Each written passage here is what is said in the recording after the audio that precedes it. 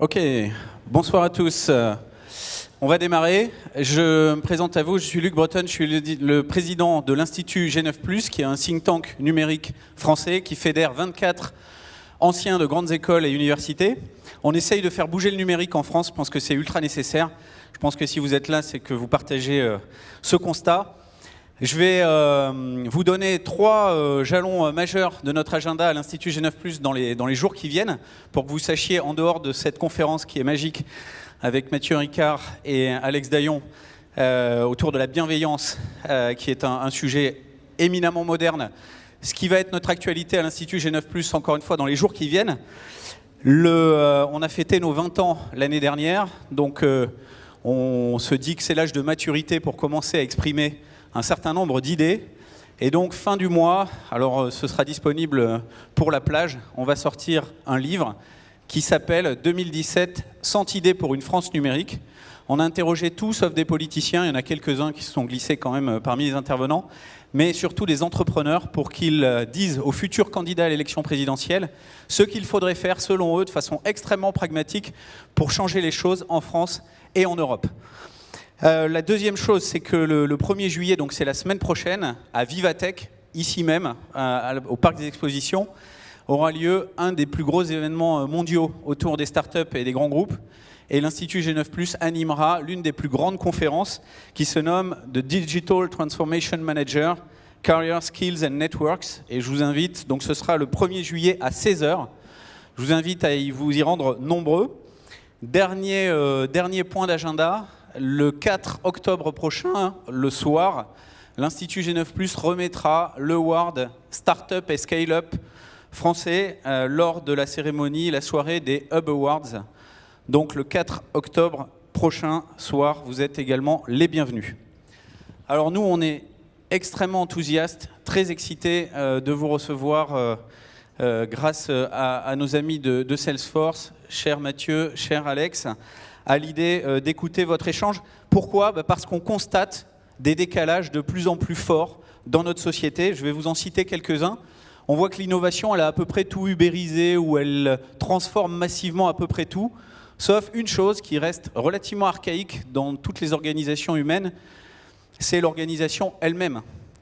Le modèle hiérarchique, verticalisé, parfois autoritaire, ça peut arriver, souvent rigide, et à contrario des startups extrêmement véloces, très agiles, qui vont vite, qui sont organisées sur la confiance et la responsabilité.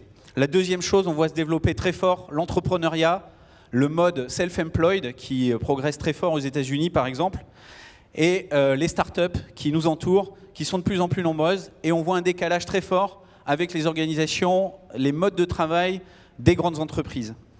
Peut-être que vous pourrez nous éclairer là-dessus dans votre propos. On voit se développer une économie de plus en plus collaborative, interdépendante, ouverte. Alors dans beaucoup de groupes, on parle aujourd'hui d'open innovation et ça n'est plus un washing de plus, c'est vraiment une réalité parce qu'on se rend compte que les écosystèmes, au sens organique du terme, c'est-à-dire où les petits et les grands profitent d'un réseau d'interdépendance vitale, finalement organique, c'est là qu'on revient au basique, est tellement important. Et on en arrive à la conclusion que le capital le plus précieux dans une entreprise aujourd'hui, et pour les collaborateurs qui la composent, c'est probablement le capital social, ce qui faisait le cœur du film de science-fiction de Doctorow et du livre de Tara Hunt de Wuffy Factor, qui est que dans un monde imaginaire futuriste, il n'y avait plus de monnaie, mais le capital social qui ramenait les gens les plus riches au centre du réseau parce que leur utilité sociale était très importante, se substituer progressivement aux monnaies matérielles. Nous entrons donc probablement dans une société où la transparence par construction va être omniprésente parce que Internet aplatit tout, la sincérité, et on ne peut plus finalement bullshiter ni ses clients, ni ses partenaires, et ne plus abuser des positions que l'on a, et ce qui demande une nécessité de redonner du sens au travail, redonner le pouvoir à ceux qui font, les doers. Moi j'appelle ça de façon plus prosaïque les rameurs plutôt que les barreurs. Il y a beaucoup de situations où on voit beaucoup de barreurs et pas beaucoup de rameurs. Et puis rééquilibrer les relations entre les petites sociétés et les grandes structures et injecter cette bienveillance naturelle entre les acteurs d'un écosystème, encore une fois, qui ne peut pas être durable si il y a d'un côté le camp des gagnants et le camp des perdants. Ça dure un moment et puis on a forcément envie de quitter le camp qui perd. C'est tout à fait naturel. Comprendre qu'alternativement, on peut passer de la situation de client à la situation de partenaire, de fournisseur, d'apprenant, de tuteur, et que ces situations ne sont jamais figées. Alors, dans notre intérêt commun, parce que c'est une option à la fois naturelle et pragmatique, favorable à tous et aux générations futures, car nous dépendons les uns des autres, et ce, dans la durée, usons ensemble de notre pouvoir de bienveillance. Bienvenue, cher Mathieu, cher Alex, je vous invite à me rejoindre.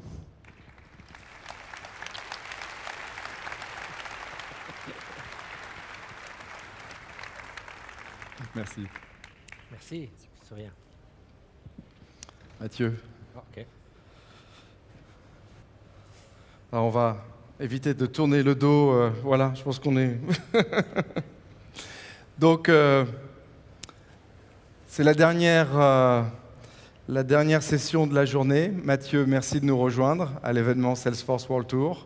C'est un grand honneur que vous nous faites de pouvoir partager un peu de sagesse avec l'audience de Salesforce. Et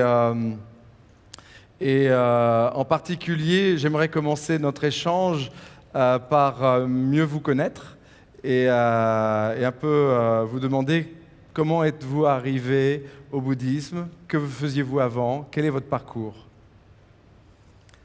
Oui, alors bien sûr, l'histoire personnelle, ça peut être à la fois complètement sans intérêt, mais ça peut aussi montrer des raisons qui ont fait que j'ai suivi ce parcours. Exactement. Alors comment j'ai appris à faire du vélo, ça n'intéresse personne, à juste titre.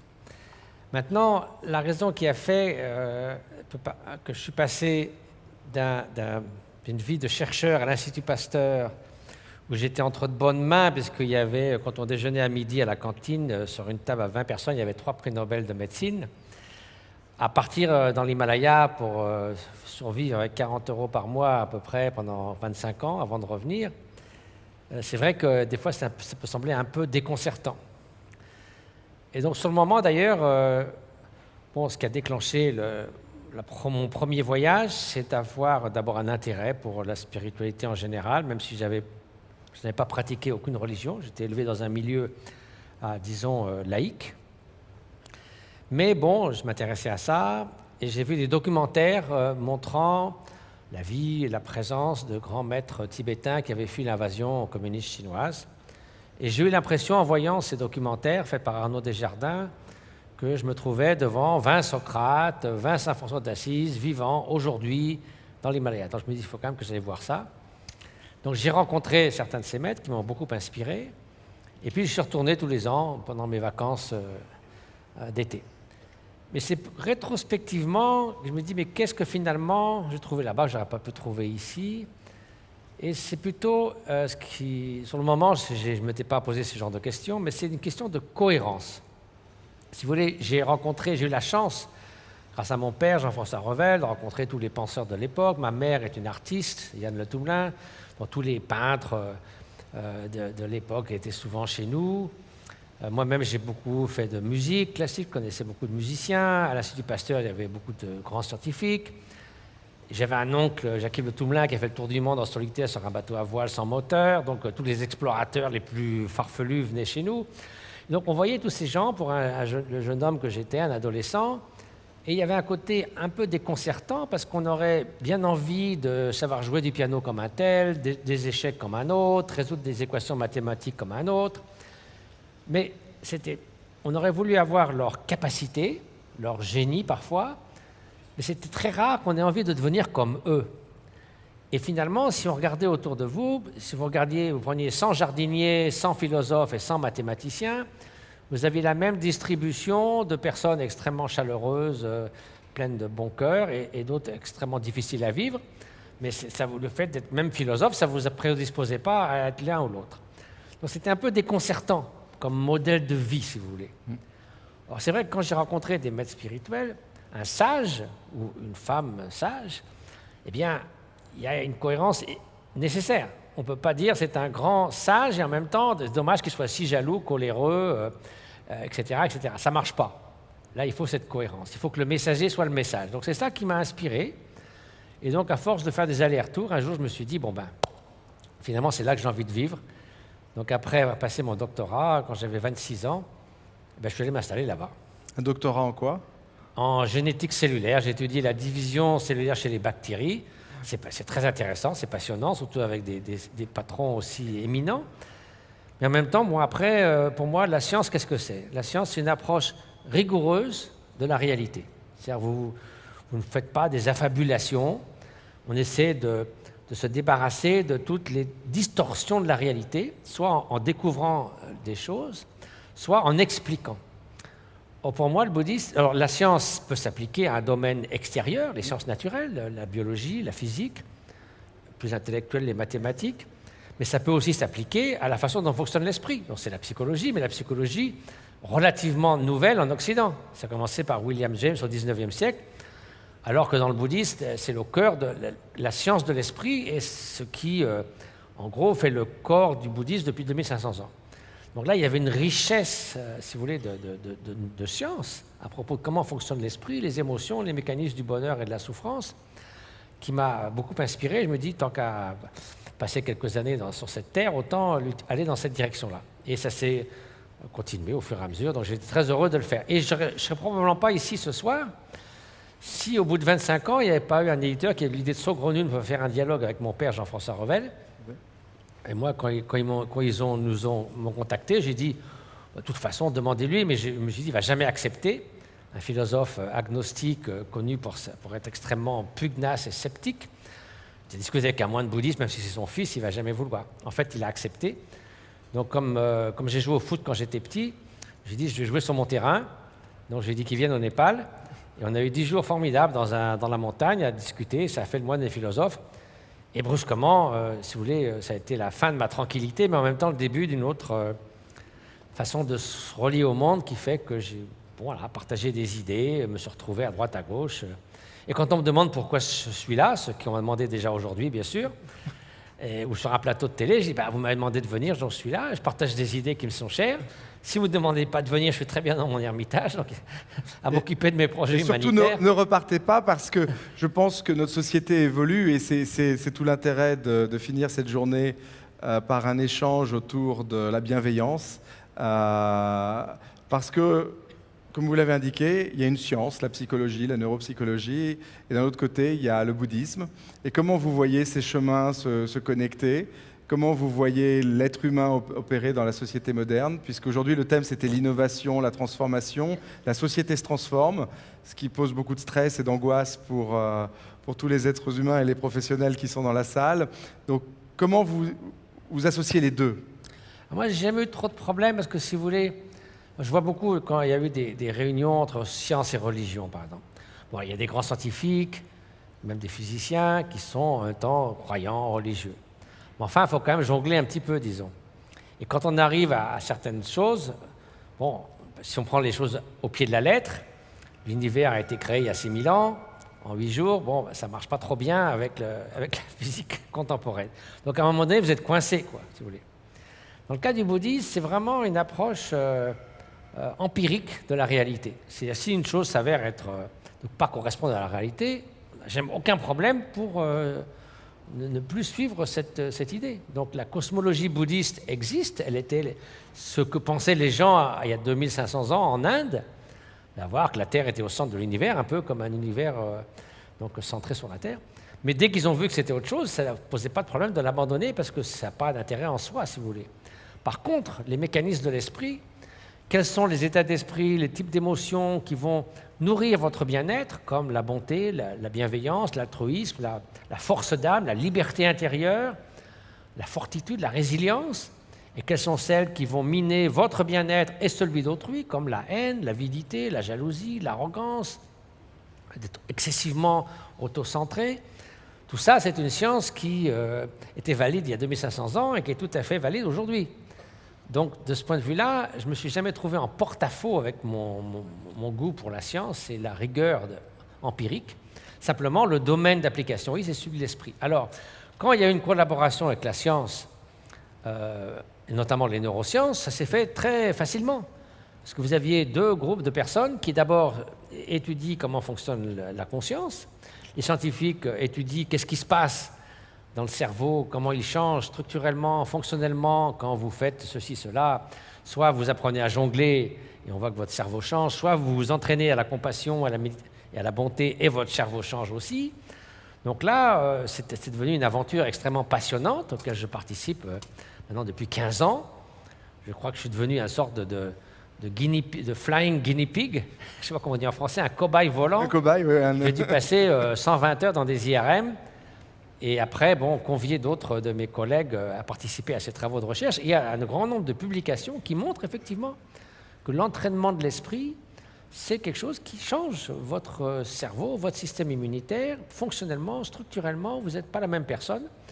Et on voit ces changements commencer au bout d'un mois, s'accentuer avec le temps. Et c'est passionnant. Et qu'il n'y a pas une méditation, comme si quelqu'un vous dit « je m'entraîne ». On dit « c'est très bien, mais tu fais quoi? Du rugby, du badminton ?»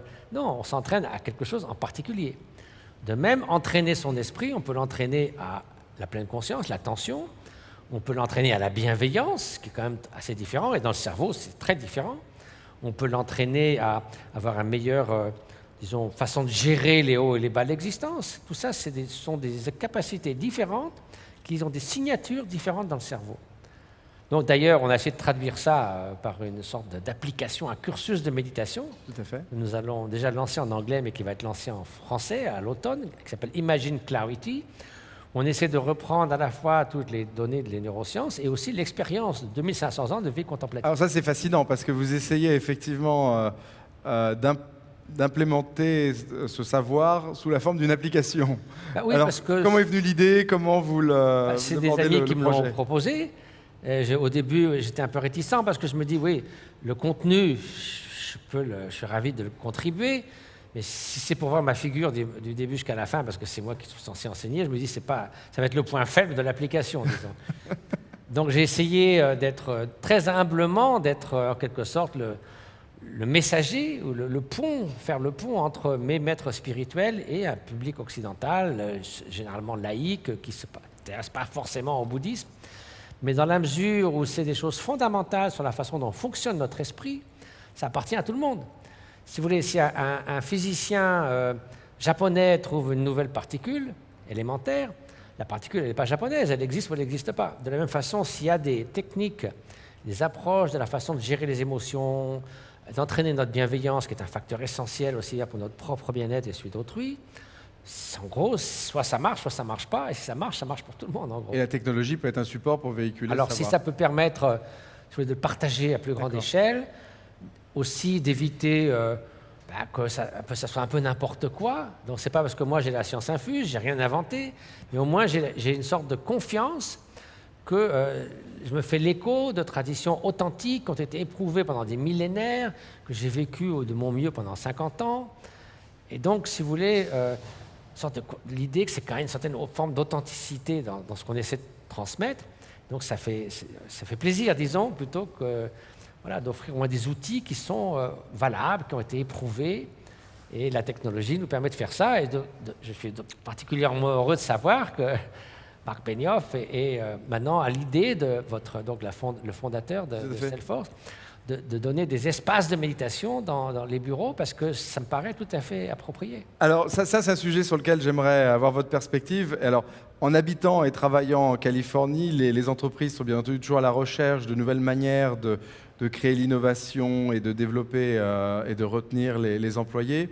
Donc, les patrons d'entreprises californiens passent beaucoup de temps à essayer d'apprendre la sagesse et comment diriger un environnement social. Donc effectivement, par exemple, à Salesforce, c'est quelque chose qui, quand je suis arrivé, m'avait surpris. On commence les réunions trimestrielles par une séance de méditation avec des moines bouddhistes qui viennent. Et donc, la première fois, je me retrouvais assis par terre, silencieux, et après on fait la revue des chiffres du trimestre. Donc c'est évidemment une culture qui cherche justement à rendre les gens plus bienveillants, connectés et à l'écoute les uns des autres. Quand on construit un nouvel immeuble, Marc fait venir certains de vos confrères et leur demande qu'est-ce que je peux faire pour rendre l'espace plus créatif, plus ouvert, plus collaboratif.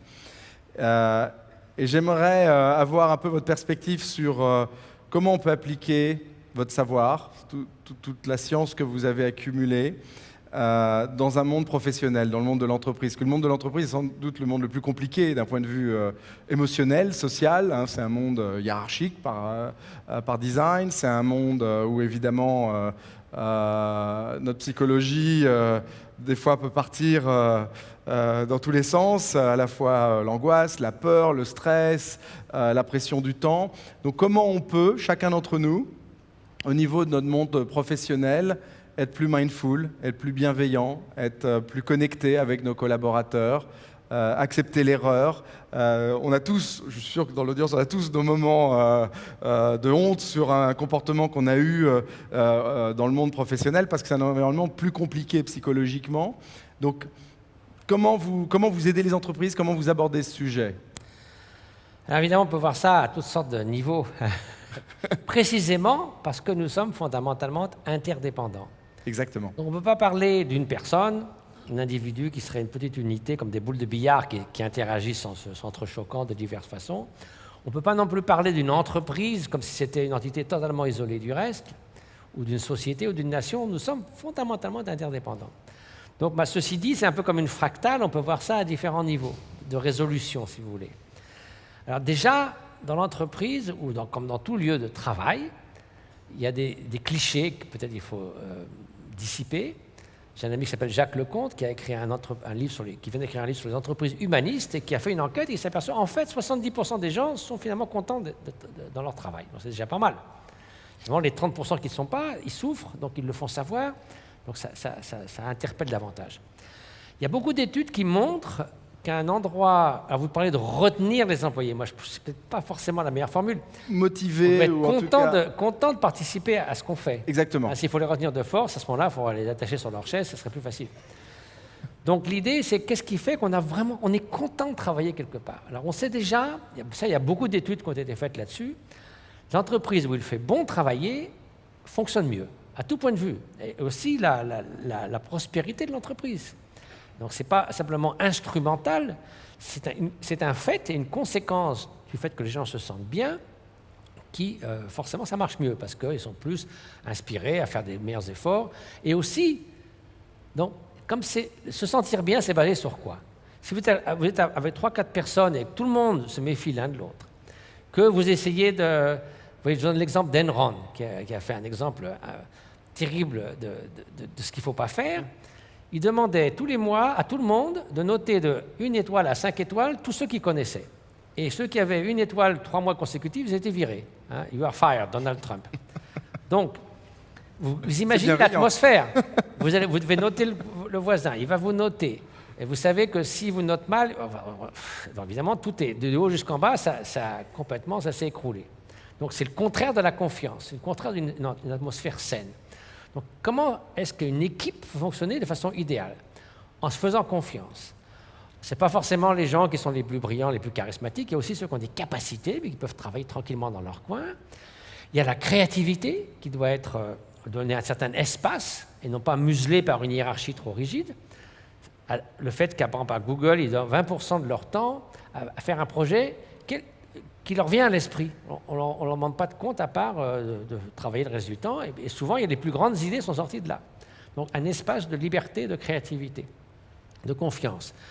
Pas trop de, justement, cette hiérarchie verticale. Donc, plutôt, l'idée, au lieu d'asseoir des machines avec des rouages, ce qui est le traditionnel, plutôt comme un arbre ou un organisme vivant. C'est l'idée de Frédéric Laloux, de Reinventing Organization, par des unités qui s'auto-organisent avec beaucoup moins de hiérarchie, des gens qui savent ce dont ils ont besoin et qui décident en fonction de ce dont ils ont besoin. Donc tout ça, si vous voulez, c'est quand même basé sur des notions comme la confiance, la bienveillance. A priori, on partage l'information parce qu'on veut du bien à la personne, on ne garde pas ça pour soi.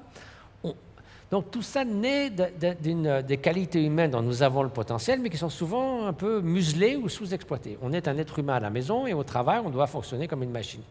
Donc ça, évidemment, ça ne fonctionne pas. Donc ça rentre dans le cadre encore plus global d'un projet de société, si vous voulez.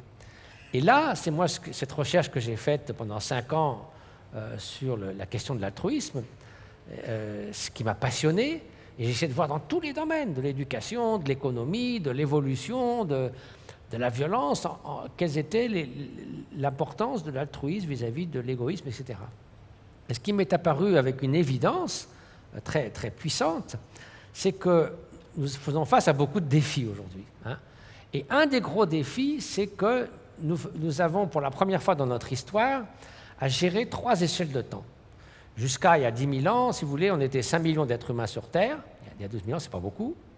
Donc, en gros, l'impact était minime. Aujourd'hui, on a un pouvoir immense. On est rentré dans l'Anthropocène, l'ère où les activités de l'homme sont le facteur principal qui détermine la qualité de la biosphère et de la planète. Donc, la responsabilité est d'autant plus forte. Donc, le pouvoir est énorme. Donc, si vous voulez, maintenant, on a un impact sur des générations très nombreuses à venir. Donc, c'est nouveau tout ça. On a été pris par surprise presque. On n'a pas décidé qu'on allait saboter la planète, chacun individuellement. Donc, le court terme, c'est les fins de mois, le bilan à la fin de l'année, on est obligé de faire bien, de performance, etc. Mais il y a aussi la vie de tous les jours. Si votre vie est misérable chaque jour, à quoi bon? Un pays qui serait le plus riche, le plus puissant, et tout le monde est malheureux, ça ne rime à rien. Donc, l'idée de s'épanouir dans l'existence, dans la famille, dans le travail, dans la société, réaliser ses aspirations, c'est quand même ça qui fait une vie bien vécue. Au moment de votre mort, vous n'allez pas dire « oh, j'ai perdu totalement mon temps ». Donc ça, c'est sûr, un projet de 10, 15, 20 ans, une vie. Et puis, il y a les générations à venir dont maintenant nous sommes responsables. Donc, vous voyez, on doit gérer ces 3 échelles de temps très différentes. Donc, les financiers vous diront « oui, la compassion, c'est très bien, mais enfin, ce n'est pas mon job ». Sauf que, finalement, leurs activités ont un impact. Donc, il faut un concept pour que des spécialistes de l'environnement puissent parler avec des hommes politiques et des personnes qui s'occupent du social, qui puissent parler avec des gens qui s'occupent de l'économie, parce qu'a priori, admettons que la majorité des êtres humains souhaitent un monde meilleur. Hein, les gens qui veulent détruire la planète sciemment et zigouiller tout le monde, c'est quand même une très faible minorité, on ne sait même pas si ça existe. Bon. Mais il faut un concept pour nous permettre de travailler ensemble, que les scientifiques de l'environnement puissent travailler avec des financiers. Et ça, il y a un seul concept, c'est la considération d'autrui. Il n'y en a pas d'autre, parce que l'égoïste ne fera jamais l'affaire. Vous avez davantage de considération pour autrui, vous avez un caring economics, une économie au service de la société et pas le contraire. Ensuite, vous avez au niveau social, réduction des inégalités, favoriser l'éducation, etc., etc., et les générations à venir et les autres espèces. Donc tout ça provient de cette idée. Donc si vous voulez, et en plus c'est une idée qui marche parce qu'elle reflète l'interdépendance. Martin Luther King disait « Nous sommes venus dans des vaisseaux différents, nous sommes maintenant tous dans le même bateau ». Donc en gros, c'est un concept qui marche bien, et je crois, alors maintenant si on revient à l'entreprise, une fois qu'on a vu cette image un peu plus globale, c'est pas si difficile que ça de mettre ça en œuvre. Et tous ceux qui l'ont fait voient tout de suite les bienfaits, combien la situation s'améliore, combien cette bienveillance fait qu'on est moins finalement anxieux, inquiet de l'autre, on est plus prêt à aller vers l'autre, à faire confiance. Et le niveau de confiance est extrêmement important pour la santé d'une entreprise et aussi d'une société. Il y a 50 ans, je termine là-dessus, le sondage d'opinion Gallup a demandé aux Occidentaux, en Europe et aux États-Unis, a priori, quand vous rencontrez quelqu'un, est-ce que vous êtes prêt à lui faire confiance? Il y a 30 ans, 60% disaient oui, pourquoi pas. Aujourd'hui, c'est tombé à 30%. Donc une société où a priori les gens ne se font pas confiance, c'est délétère au tissu de la société. Donc, au moins dans l'entreprise, on peut essayer de restaurer cela. Il y a toutes sortes de manières. L'entraînement de l'esprit et la méditation qui permet de mieux comprendre comment notre esprit fonctionne. Ce n'est pas simplement faire le vide et relaxer, ça ne vous mène nulle part. De toute façon, faire le vide, ça ne va pas durer longtemps. Hein. Vous avez déjà essayé de faire le vide? De temps en temps, oui. Mais ça ne marche pas très bien, non? Non, voilà. Les choses reviennent beaucoup plus... Par contre, elles se stockent et elles arrivent toutes ensemble. Passer 10, 20, 30 minutes à cultiver l'amour altruiste, ça marche très bien. C'est quelque chose qu'on doit faire, comme on apprend à faire du piano ou autre chose. Alors, est-ce qu'on pourrait mettre ça en pratique ensemble aujourd'hui avec notre audience? Oui, de façon très simple, parce qu'en fait, il faut démystifier la méditation. D'accord. Encore une fois, on imagine, ça peut se faire, il faut que ce soit parfait, il faut un peu d'encens, être assis sous un palmier, et puis tout là comme ça, habillé tout en blanc, etc. Votre esprit, vous avez affaire à lui du matin au soir, que vous le vouliez ou non. Hein? Il peut être votre meilleur ami comme votre pire ennemi. Il peut créer un enfer dans un petit paradis et vous donner une grande force d'âme et une joie de vivre, même face à des circonstances difficiles. Donc la méditation est un premier outil pour créer cette confiance et cette dynamique dans l'entreprise. C'est votre message ? Disons que c'est un des outils, mais ce n'est pas seulement un outil, parce que si vous voulez, finalement, notre monde, qu'est-ce que c'est ? C'est la façon dont nous traduisons les circonstances extérieures, bonnes ou mauvaises, en bien-être ou en mal-être. Donc c'est notre esprit qui fait ça. Donc si vous changez un tant soit peu la façon dont vous êtes affecté par les hauts et les bas de l'existence, et vous cultivez en vous les ressources intérieures qui vont vous rendre moins vulnérables, et non pas que vous serez indifférent, blindé, mais simplement comme un chat qui vous le lâchez, il retombe sur ses pattes. Donc vous avez cette confiance que vous allez pouvoir gérer de façon saine, tout en gardant votre sérénité, votre force d'âme, les hauts et les bas de l'existence. Ça, c'est une faculté qui est éminemment précieuse. Donc c'est à ça que dessiner la méditation. Ce n'est pas juste faire une sorte de break, comme souvent il faut aller dans un spa ou vous prenez un massage, mais quand vous sortez, c'est pareil, ça recommence. Là, c'est quelque chose qui doit se continuer parce que c'est un processus qui se met en route, et les neurosciences vous diront que c'est exactement comme ça que le cerveau change. La répétition régulière de choses simples, mais qui sont dont le but est de développer une capacité particulière, que ce soit l'attention ou la bienveillance, va peu à peu transformer votre cerveau et ce que vous êtes. Donc la méditation, c'est rien que ça. Donc c'est un peu comme de faire des gammes au piano. C'est pas, une sorte de distraction amusante. Mais si la méditation est ennuyeuse, c'est pas de la faute à la méditation. C'est parce que, voilà, c'est un processus de transformation à faire. Alors Mathieu, est-ce que je peux vous demander éventuellement de nous aider avec l'audience ? Je ne sais pas si vous pouvez le faire. Donc, est-ce qu'on peut faire une séance ? Est-ce que vous pouvez nous apprendre ou nous montrer un petit peu, ou nous aider à découvrir Alors, si vous un peu voulez, de méditation ? Alors, le setting n'est pas parfait, donc je ne sais pas si c'est le bon. C'est pas de problème. C'est pas le problème ? Qu'est-ce qu'on risque, hein ? Qu'est-ce qu'on risque ? Ok, très bien. Voilà. C'est une excellente manière de terminer cette journée. Voilà. Au pire, on ne me réinvitera pas. Hein. Voilà. Je resterai dans mon ermitage. Donc, si vous voulez, il y a beaucoup de techniques de méditation, de plus en plus, qu'on s'appelle à travers de la pleine conscience, qui visent à être pleinement conscient du moment présent et à raffiner notre attention. Donc, je crois que ça se développe de plus en plus et c'est extrêmement bénéfique. Et c'est plutôt cette forme de méditation qu'on a même maintenant dans l'éducation, dans les entreprises. Personnellement, je suis convaincu qu'il faut infuser dans ça une composante de bienveillance. Donc, si je parle de quelque chose, ce serait plutôt la pleine conscience bienveillante, parce que je crois que c'est un facteur essentiel dans la qualité de vie, la qualité de ce qu'on est en tant qu'être humain, et là aussi la manière dont on peut contribuer au bien-être autour de nous. Donc, comme c'est un peu moins, disons, commun dans ce qu'on trouve dans les entreprises, par exemple, et pourtant ça a des effets très bienfaisants. Donc, comment ça se passe ? Ça n'a rien de mystérieux, finalement. Nous avons tous, à un moment donné ou à un autre de notre vie, espérons-le le plus souvent possible, ressenti un sentiment de bienveillance inconditionnelle. Ça nous arrive, bien sûr, vis-à-vis d'un enfant, d'un être cher, peut-être même d'un animal, d'un parent, de quelqu'un qu'on ne connaît pas, ou quelqu'un qui souffre, et on n'a qu'une envie, c'est que puisse cette personne être heureuse ou être épargnée des souffrances qu'elle traverse. Rien que de la bienveillance. On n'a pas d'agenda, de calcul. Si je suis gentil avec elle, elle me donnera 10 fois plus que ce que je lui donne, etc. etc. Justement, on a envie d'être bienveillant avec cette personne. Sauf que dans la vie courante, au bout de 15 secondes, il se passe quelque chose. Vous vous levez, la personne s'en va, quelqu'un rentre dans la pièce, il y a un bruit. Donc ça, ce n'est pas quelque chose qu'on cultive, comme on fait de la gymnastique, comme on s'entraîne au piano.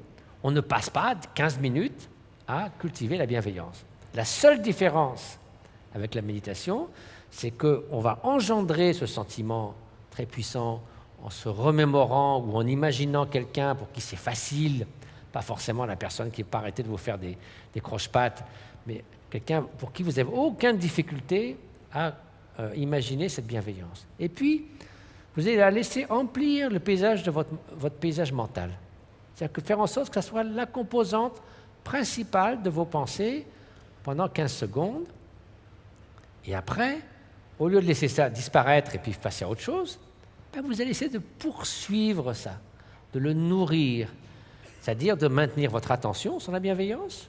Si vous êtes distrait, donc d'y revenir. Si elle a tendance à s'amenuiser, à perdre de sa clarté, de sa présence, la raviver, redonner de cette espèce de vivacité, de qualité, et puis, au fil du temps, de corriger ses défauts. Si elle est distrait, revenir. Si l'esprit est trop volage, de le calmer. S'il a tendance à sombrer, de le raviver. Donc c'est tout simple. Simplement, ça va aller sur la durée, et c'est ça qui va faire que nous changeons. Et si vous dites ça en neurosciences, c'est la seule façon que ça fasse changer le cerveau. Donc je vous propose simplement de commencer pendant quelques minutes à penser à quelqu'un en vie, ce n'est absolument pas difficile. Et puis on fera 2 petites étapes de 1 minute pour montrer comment on peut étendre le cercle de ça, pour que ce soit seulement quelques personnes privilégiées dans notre vie. Donc essayez, si ça ne vous ennuie pas. Si ça vous ennuie, pensez à autre chose. Reposez-vous. Et donc essayons de suivre cela et de le nourrir pendant 2-3 minutes ensemble. Alors la posture physique, ça n'a pas une énorme importance. Enfin, c'est vrai que si on est complètement avachi comme ça, le risque c'est qu'on fasse la sieste. Et si on est trop tendu et tout ça, on risque de ne pas être confortable. Donc simplement une posture équilibrée, sans rien faire de spécial. Mais enfin quand même que l'esprit soit clair, soit bien posé. Donc c'est tout, il n'y a pas besoin de prendre un air illuminé, comme on dit.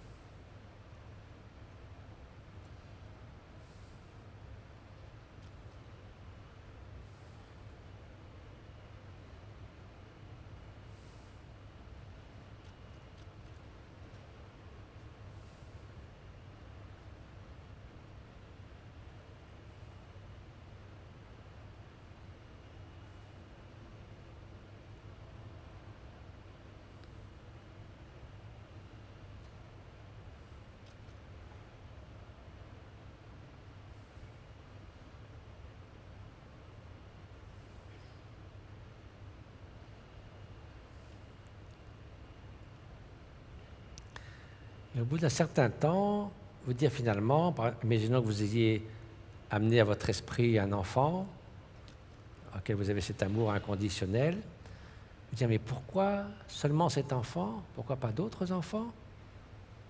Et pourquoi seulement des enfants? Pourquoi s'arrêter à quoi? À 7 ans, 10 ans? Pourquoi pas ne souhaiter à un cercle beaucoup plus large d'êtres sensibles, humains comme d'autres espèces? Puissent-ils être heureux? Puissent-ils être épargnés par les tourments, les souffrances mentales, physiques? Puissent leurs aspirations se réaliser? Donc étendre ce cercle comme un soleil qui brille devant les personnes qui sont devant vous, mais il brille aussi sur l'ensemble de la planète. Et donc, cette idée que ce n'est pas comme une denrée, un gâteau qu'on coupe en petits morceaux et on peut donner juste un morceau à chacun. La lumière du soleil, elle brille, ça ne coûte pas plus cher de briller sur tout le monde. C'est quelque chose de qualitatif, ce n'est pas quantitatif. Donc essayons d'étendre le cercle de notre bienveillance à bien d'autres d'êtres.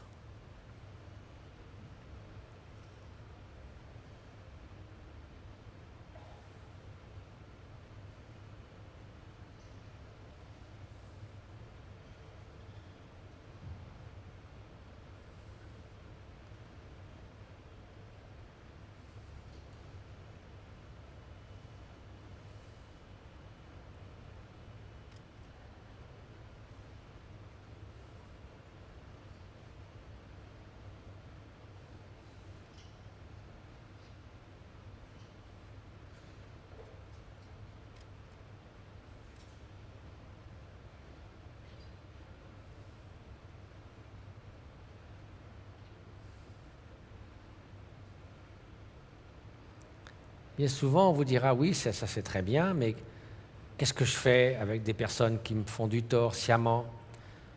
Comment me relier à des dictateurs sanguinaires. Il ne s'agit pas... Alors là, est-ce que ce n'est pas une barrière absolue à la bienveillance? Là, l'idée, ce n'est pas de se dire, bon, puissent-ils avoir du succès dans leur terrible entreprise, bien sûr, ni de minimiser le mal qu'ils font, mais finalement, qu'est-ce que c'est que la bienveillance? C'est aussi souhaiter remédier aux causes des souffrances, quelles qu'elles soient, où qu'elles soient. Donc la bienveillance, ici, peut s'exprimer en souhaitant, puissent les causes qui ont fait qu'une personne est devenue un terroriste, un dictateur, puissions-nous remédier aux causes qui ont fait qu'un enfant de 4 ans a grandi pour devenir plus tard un terroriste. Essayer de remédier pas seulement aux symptômes, mais aux causes. Ou souhaiter que la malveillance, la cruauté, l'indifférence qui habitent l'esprit de cette personne puissent-ils être dissipées. Ça, c'est un souhait qu'on peut faire. Afin de ne pas... un peu comme un médecin qui, quand il voit un fou furieux, il ne va pas l'assommer à coups de bâton, il va l'empêcher de nuire et après voir s'il y a un traitement possible. Donc de cette façon, on peut peu à peu inclure dans ce souhait de remédier aux causes de la souffrance, même les personnes qui se comportent de façon nuisible. Donc restons, pour terminer, encore 1 minute sur cette idée.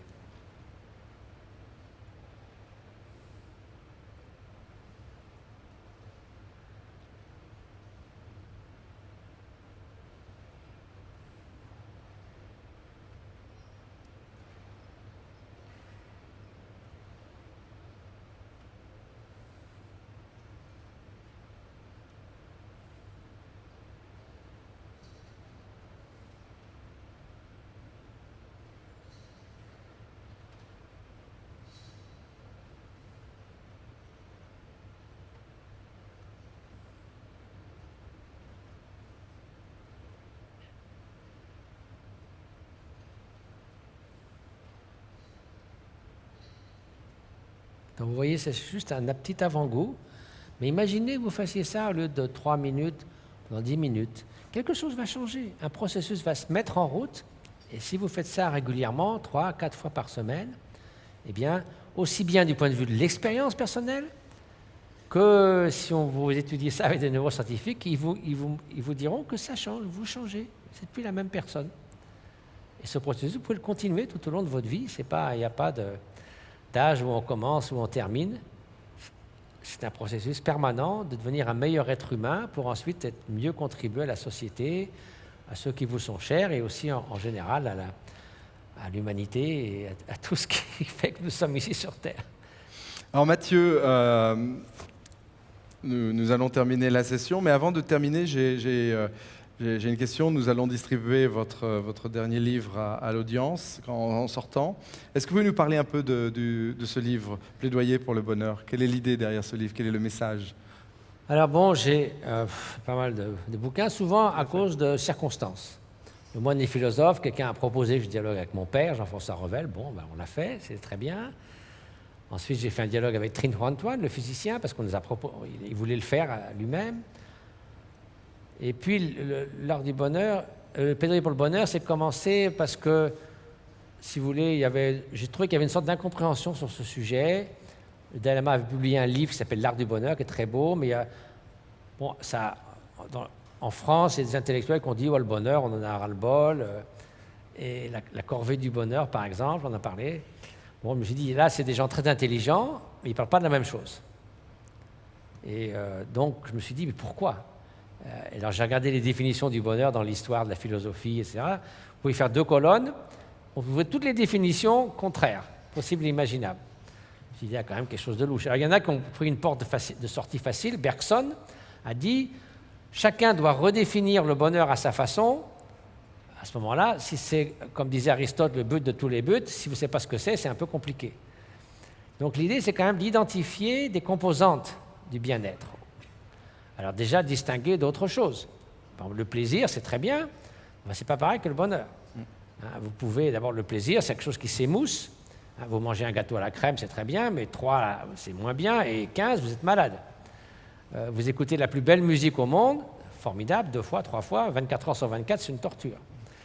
Donc, si vous voulez, ce n'est pas la même chose. Le plaisir peut contribuer au bien-être, mais peut aussi simplement vous faire comporter de façon égoïste, donner lieu à des obsessions qui sont plutôt cause de tourment qu'autre chose. Le bien-être, finalement, c'est une manière d'être. Ce n'est pas juste des sensations agréables. Et cette manière d'être, ce n'est pas une chose. Il n'y a pas un bonheur avec un grand B, il n'y a pas d'air du bonheur dans le cerveau, ça n'existe pas. C'est un ensemble de qualités humaines qui, mises ensemble, créent une manière d'être qui fait de vous un bon être humain. Alors c'est la bienveillance, en premier lieu, mais c'est aussi la liberté intérieure, de ne pas être le jouet de toutes les pensées sauvages qui vont dans tous les sens. La résilience, le fait d'être capable de gérer les hauts et les bas de l'existence sans vous refermer de façon égoïste sur vous-même. Donc il y a un ensemble de qualités qui, chacune, peut être cultivée. Comme on s'entraîne, si vous faites de la musculation, il faut entraîner chaque muscle. Si vous n'aurez que les biceps, vous aurez des gros biceps et des petits mollets, quoi. Donc là, pareillement, toutes ces qualités ensemble font que vous avez un esprit sain qui vous donne les ressources intérieures pour gérer les hauts et les bas de l'existence et de façon altruiste. Notamment, à mon sens, la chose qui m'a le plus frappé dans toute cette recherche pour ce livre et pour celui sur l'altruisme, c'était que le fait que le bonheur égoïste, ça ne marche pas. D'abord, moi, du matin au soir, ça vous rend assez misérable, et vous rendez la vie misérable à tout le monde. Vous êtes quelqu'un de très difficile. Et ça ne marche pas aussi, pas seulement au point de vue expérientiel, mais parce que c'est en porte-à-faux avec la réalité. Nous ne sommes pas, je parlais des boules de billard, des entités isolées. Donc si on fonctionne en se disant « je vais construire mon petit bonheur dans ma petite bulle, je ne suis pas contre le bonheur des autres, mais ce n'est pas mon affaire », ça n'a pas marché, parce que nous ne sommes pas des petites bulles isolées, nous sommes tous interdépendants. Donc déjà, vous êtes en porte-à-faux avec la réalité, ce n'est pas fonctionnel. Tandis que l'altruisme, la bienveillance, la compassion pour ceux qui souffrent, d'abord, les neurosciences vous diront, c'est l'état mental qui est le plus satisfaisant. L'amour, la générosité, la tendresse, on sait très bien que c'est le plus satisfaisant. C'est beaucoup plus satisfaisant de sentir de la tendresse que de sentir de la haine. Et en plus, forcément, les autres le ressentent de façon positive. Déjà, sur le plan expérientiel.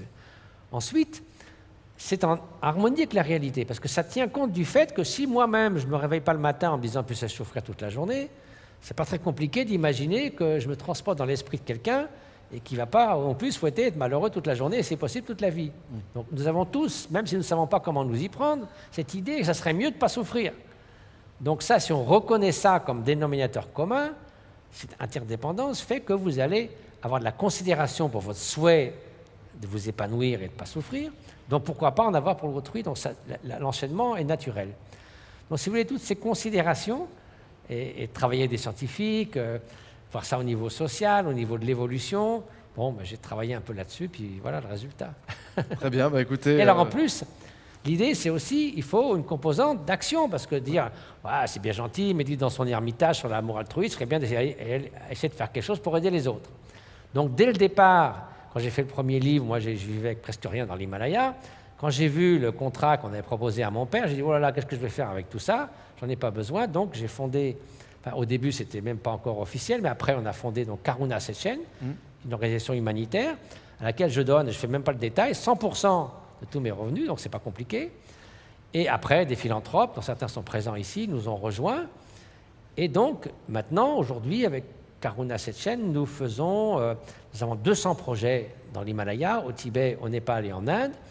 Nous avons eu 400 000 bénéficiaires l'an dernier. Alors on met toujours des chiffres, ça fait toujours très bien, mais enfin, dans la réalité, nous sommes vraiment sur le terrain, dans des lieux à circuler où les autres ONG ne sont pas. Par exemple, au moment des tremblements de terre au Népal, nous avons pu aider 200 000 personnes dans 620 villages. On a choisi les villages les plus reculés, là où il n'y avait pas de route, là où les grosses ONG n'arrivaient pas, parce qu'ils avaient des camions qui ne passaient pas. Et donc on a pu aider toutes ces personnes. Et maintenant, nous continuons, sur 3 ans, à réhabiliter des écoles, énergie solaire, prévention du trafic humain, alphabétisation des femmes, sécurité alimentaire, soins de base, formation, soins de première urgence. Donc tout ça, si vous voulez, c'est à ça que je dédie une bonne partie de mon existence. Et donc, voilà, donc je suis très heureux du fait que justement, Salesforce a ce 1-1-1 qui a cette composante philanthropique. Et on en parlait un peu avant. C'est vrai que les entreprises qui ont dans leur ADN cette composante philanthropique, où tout le monde, du patron jusqu'aux employés, participe à ça, et vous donnez 7 jours par an à vos employés pour faire quelque chose pour les autres, ça donne, si vous voulez, un sentiment de sens. Et quand les choses sont un peu plus chaotiques, eh bien, les gens préfèrent continuer parce que ça a du sens. Tout à fait. On parlait de l'exemple dans la green room derrière où la bienveillance à travers une association comme Salesforce.org. Quand nous faisons des enquêtes auprès de nos employés sur les éléments de motivation, qu'est-ce qui fait qu'ils sont heureux de travailler dans l'entreprise? De loin, mais vraiment de loin, leur implication dans notre fondation, et c'est 7 jours par an payés par l'entreprise pour aller aider une soupe populaire, pour aller aider une école, pour aller faire un projet caritatif à l'étranger. Et de loin, l'élément de motivation numéro 1, parce que c'est effectivement une source de bonheur, une source de retour très important. Et on avait cette discussion justement sur les motivations au sein d'une entreprise où en fait l'aspect économique d'un emploi dans nos sociétés modernes n'est plus, ou en tout cas n'est pas la motivation principale. Elle est importante, tout le monde doit vivre et se loger, mais à un certain niveau, la connexion avec l'autre, la connexion avec sa société, avec ce que Marc Benioff appelle les stakeholders, donc en fait l'environnement étendu de la société, est un élément fondamental de la joie et du plaisir qu'on peut avoir de travailler et de créer ou d'innover. Il y a 2 choses que je voudrais peut-être mentionner à ce sujet-là. L'OCDE a fait une grande étude d'opinion. Ils ont donné aux gens 10 facteurs à choisir qui contribuent le plus à la qualité de vie. Il y avait le salaire, il y avait ceci, cela. Numéro 1, qualité des relations humaines. Les gens ne se sont pas trompés là-dessus. Une autre chose, c'est ce livre de Jacques Leconte, Les entreprises humanistes. Il a regardé les entreprises qui font quelque chose par rapport à l'environnement et par rapport à la philanthropie. Et à quel point ça affectait, disons, la prospérité de l'entreprise. Et il s'est aperçu, parce que les gens qui disent « ouais, ça va nous affaiblir, on va tenir compte des externalités, donc on a moins de profit », donc ils vont hésiter. Il s'est aperçu que ceux qui faisaient ça à moitié, c'était une catastrophe. Il valait mieux qu'il soit greed is good. Ouais. Bon, c'est un modèle que... C'était clair. C'est clair. Et bon, ils ont une certaine réussite momentanément, ça ne dure pas longtemps, ça peut flamber et puis se terminer, mais enfin, au moins, ils sont cohérents. Et il y a ceux qui croient vraiment, qui ont mis ça au cœur de l'entreprise, aussi bien soit pour l'environnement, soit pour une composante sociale. Et ceux-là, on s'aperçoit qu'ils réussissent beaucoup mieux que les autres. Ceux qui font moitié-moitié, un petit peu comme ça, et puis quand ça va plus mal, ils arrêtent, puis c'est surtout pour l'image, pour les brochures, ça leur porte tort presque. Il vaut mieux le faire, soit pas du tout, soit à fond. Donc c'est vrai que l'inspiration d'un leader, ou bien que ça vienne d'auto-organisations comme Frédéric Laloux le préconise, où il y a des grandes entreprises qui ont beaucoup moins de boss et de chefs, et ça marche quand même très bien. Donc là, il y a vraiment un esprit qui imprègne l'ensemble de l'entreprise, et ça fonctionne très bien. Donc il faut aller jusqu'au bout et pas hésiter, pas avoir peur. Alors vous avez absolument raison, et d'ailleurs j'aime bien le parallèle entre les modèles organisationnels et l'importance de développer ce sens caritatif au sein de l'entreprise, parce que ce qu'on voit émerger dans les entreprises à forte croissance, c'est l'explosion des hiérarchies. Et en fait, le monde du travail devient un gros réseau social. Alors ensuite, on peut créer des outils pour améliorer ce réseau social, des réseaux sociaux dans l'entreprise, mais pour créer la culture d'une entreprise qui est une entreprise beaucoup plus plate, beaucoup plus dynamique, où chacun a son rôle et crée sa valeur, la connecter à l'extérieur est très important. On ne peut pas le faire tout seul, isolé. Et ça remet toujours les bonnes priorités de connecter les collaborateurs avec le monde extérieur et savoir donner, savoir partager de son temps. Et quand on revient dans le monde de l'entreprise, et moi j'en ai fait l'expérience personnelle où quand j'ai rejoint Salesforce, j'étais entrepreneur et j'avais pas forcément cet angle caritatif que j'ai développé en travaillant avec Marc. Et ça a été une source de motivation pour moi, mais je sais que ça a été aussi, et j'ai vu avec beaucoup de collaborateurs qui venaient d'autres environnements, clairement un déclic dans leur tête sur même leur comportement interne dans un environnement professionnel. Les deux sont liés, en fait. On ne peut pas séparer ces deux mondes. Donc, si vous voulez, on est déjà des super coopérateurs. Hein. Qu'on le veuille ou non, une ville ne fonctionnerait pas sans une extraordinaire coopération qui n'est pas forcément toujours volontaire ou consciente, mais c'est comme ça que ça marche. Il y a un très beau livre de Martin Nowak à Harvard qui s'appelle « Super coopérateurs ». Il montre que l'évolution nous a fait des super coopérateurs.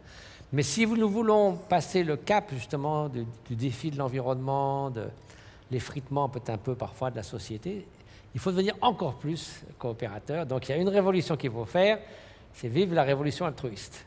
Absolument. C'est la dernière phrase, je pense que c'est une excellente phrase pour terminer notre entretien. Merci. Donc, Mathieu Ricard, merci pour avoir partagé un peu de sagesse à l'issue de cet événement. Merci. Et merci pour votre temps. Voilà, merci. Merci. Merci beaucoup. Super. Merci.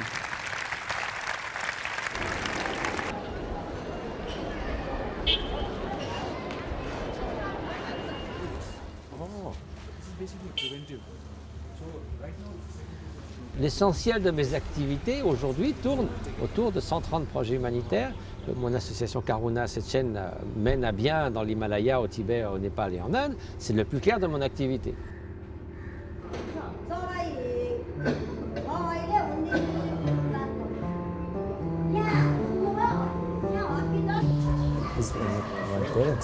So how long she's been here? Almost she's going to complete 1 month. Naam kya hai?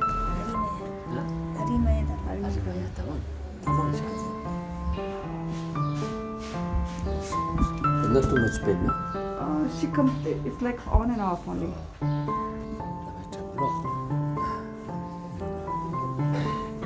So she's from the same village, no? I think the only better. Yeah, he's really in pain. We are just trying to manage his pain for a while.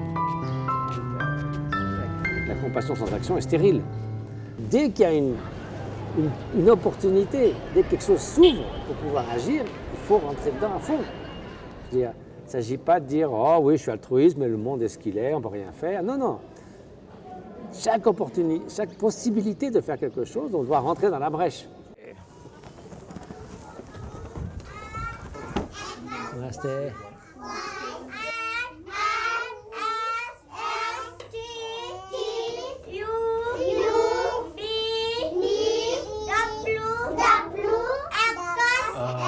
What is it? 70 Seven teacher. And we eat the seeds of it.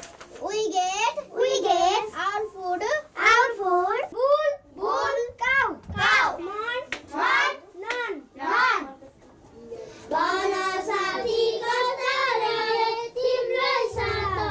none. We know that single-handedly we can't change the world. We're too small. But when we can make a small change in a small village, we are doing it in a way that the other village can take an example and carry on from there. Other organizations take lead. They see the way it's done. It's not just what is being done. The how and the why is so important. Why are you doing it? How you're doing it.